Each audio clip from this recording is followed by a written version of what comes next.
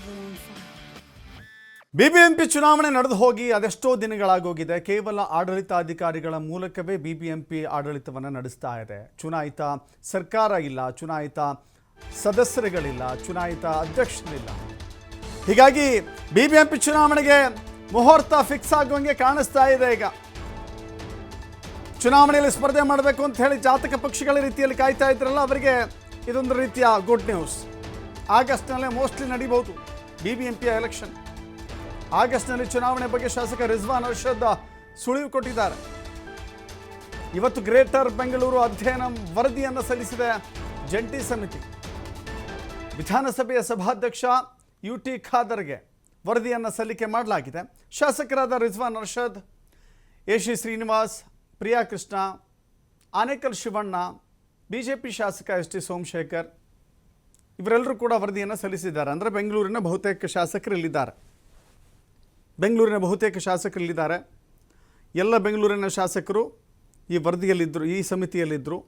Greater Bengaluru ಈಗ ಮಹಾನಗರ ಪಾಲಿಕೆ ಅಂದರೆ BBMP, ಬೃಹತ್ ಬೆಂಗಳೂರು ಮಹಾನಗರ ಪಾಲಿಕೆ, ಬೆಂಗಳೂರು ಅಂತ ಕರೆಯಲ್ಪಡುತ್ತಲ್ಲ, ಇನ್ನು ಮುಂದೆ ಗ್ರೇಟರ್ ಮುಂಬೈ ಅಂತ ಹೆಂಗೆ ಕರೀತಾರೋ ಹಾಗೆ, ಗ್ರೇಟರ್ ಹೈದರಾಬಾದ್ ಅಂತ ಹೆಂಗೆ ಕರೀತಾರೋ ಹಾಗೆ ಗ್ರೇಟರ್ ಬೆಂಗಳೂರು ಅಂತ ಕರೆಯಲ್ಪಡುವ ಹಾಗೆ ರೀತಿಯ ಈ ವರದಿಯ ಸಲ್ಲಿಕೆ ಆಗಿದೆ.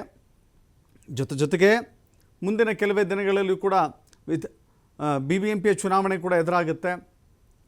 ವಾರ್ಡ್ಗಳ ಸಂಖ್ಯೆ ಹೆಚ್ಚಾಗಿದೆ ಈ ಬಾರಿ. ಸೊ ಹೀಗಾಗಿ ಗ್ರೇಟರ್ ಬೆಂಗಳೂರು ವರದಿಯೂ ಕೂಡ ಸಲ್ಲಿಕೆ ಆಗಿದೆ. ರಿಜ್ವಾನ್ ಅರ್ಷದ್ ಒಂದು ಸುಳಿವು ಕೊಟ್ಟಿದ್ದಾರೆ ಇವತ್ತು. ಮೋಸ್ಟ್ಲಿ ಆಗಸ್ಟ್ನಲ್ಲಿ BBMP ಚುನಾವಣೆ ನಡೀಬಹುದು ಅಂಥೇಳಿ.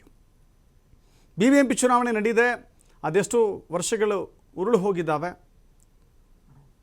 IAS ಅಧಿಕಾರಿಗಳ ಮೂಲಕವೇ ಆಡಳಿತ ನಡೀತಾ ಇದೆ.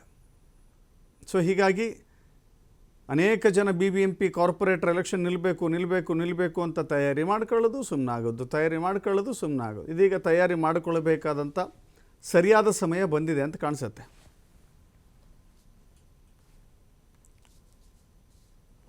ಸನ್ಮಾನ್ಯ ಸಭಾಧ್ಯಕ್ಷರಿಗೆ ನಮ್ಮ ಸಮಿತಿಯ ವತಿಯಿಂದ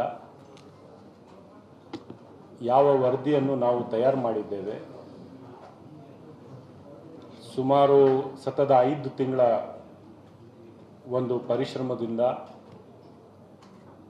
ಒಂದು 20 ಸದಸ್ಯರ ನಡುವೆ ಒಂದು ಅಧಿಕೃತವಾದಂಥ ಸಭೆಗಳನ್ನು ನಡೆಸಿ, ಬ್ರ್ಯಾಂಡ್ ಬ್ಯಾಂಗ್ಳೂರ್ ಕಮಿಟಿ ಜೊತೆಗೆ ಸಮಾಲೋಚನೆ ನಡೆಸಿ, ಕಾನೂನಿನ ತಜ್ಞರ ಜೊತೆಗೆ ನಾವು ಸಮಾಲೋಚನೆಗಳನ್ನು ನಡೆಸಿ, ತದನಂತರ ಬೆಂಗಳೂರಿನ ಎಲ್ಲ ಸ್ಟೇಕ್ ಹೋಲ್ಡರ್, ಸಂಘ ಸಂಸ್ಥೆಗಳು ಯಾರು ಬೆಂಗಳೂರಿನ ಅಭಿವೃದ್ಧಿ ಬಗ್ಗೆ ಕಾಳಜಿಯನ್ನು ಇಟ್ಕೊಂಡು ಹೋರಾಟ ಮಾಡ್ತಾರೆ ಅಂಥವ್ರ ಜೊತೆಗೂ ಮಾತನಾಡಿ, ಕೊನೆಗೆ ಸಾರ್ವಜನಿಕರ ಒಂದು ಸಲಹೆ ಪಡ್ಕೋಬೇಕು ಅಂಥೇಳಿ ಸಾರ್ವಜನಿಕರ ಬಳಿ ಹೋಗಿ ಎಲ್ಲರಿಗೂ ಮಾತನಾಡಿ, ತದನಂತರ ಆನ್ಲೈನು ಕೂಡ ಅವರ ಸಲಹೆಗಳನ್ನು ಪಡ್ಕೊಂಡು ಒಂದು ಸಮಗ್ರ ಆದಂಥ ಒಂದು ವರದಿಯನ್ನು ತಯಾರು ಮಾಡಿ ಸ್ಪೀಕರ್ ಅವರ ಕಚೇರಿಗೆ ನಾವು ತಲುಪಿಸಿದ್ದೇವೆ.